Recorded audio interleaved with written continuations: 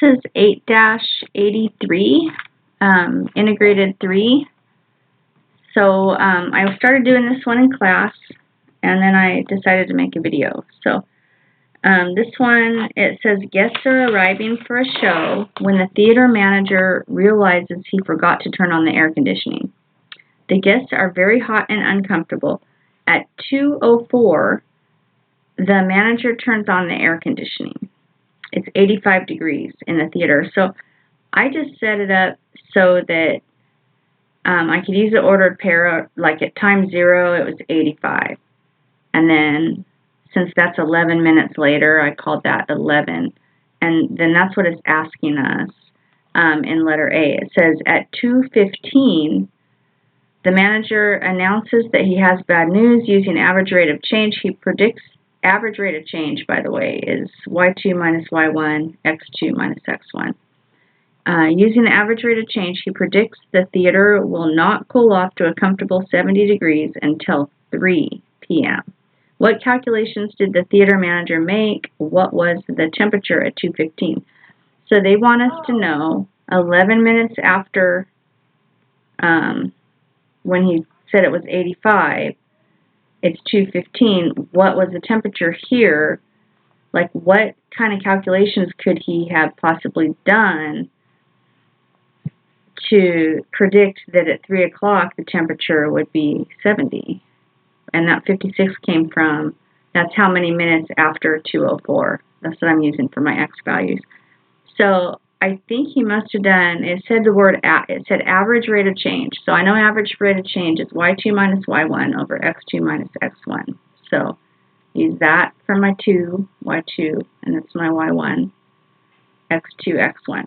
So I did this, and I got this fraction, which turns out to be about negative 0.2679 degrees per minute.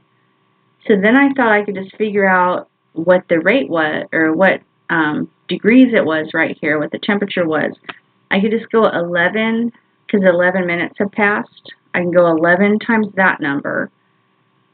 Find out what that is. Let's find out what that is. 0.2.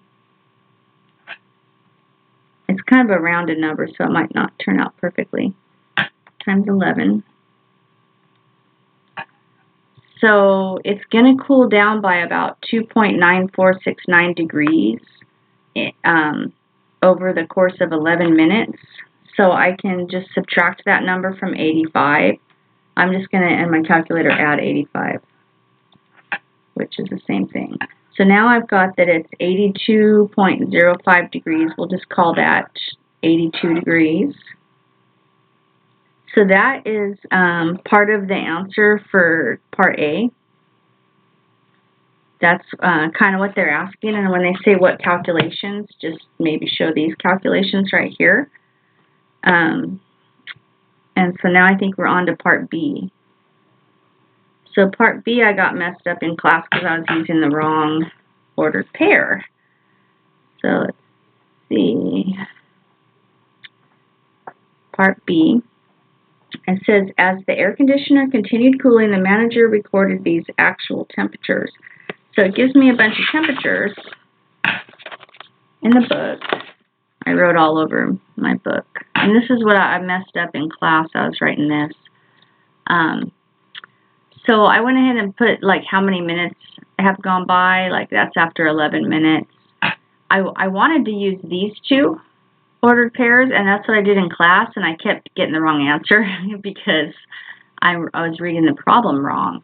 I really need to use this ordered pair, not that one.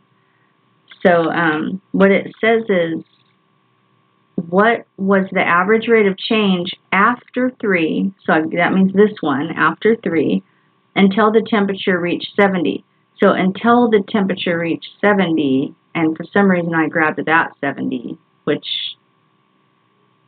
I really just want to use until it reaches 70, not after it's been 70 for a long time. So I'm going to use this one this time. Why was the manager so far off in his prediction? So, well, first of all, let's just find out, what was I supposed to find out? What's the average rate of change? So average rate of change is, I always use the slope formula. It's y2 minus y1 over x2 minus x1. So I said I was going to use these ordered pairs. So it's going to be 70 minus 72. And then these are just minutes that I calculated how many minutes have passed since 2:04 when he started recording. So this ends up being 83 and 57.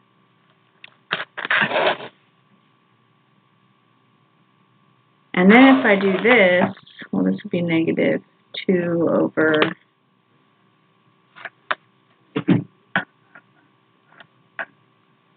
26, which is negative 1 over 13. But let's get a,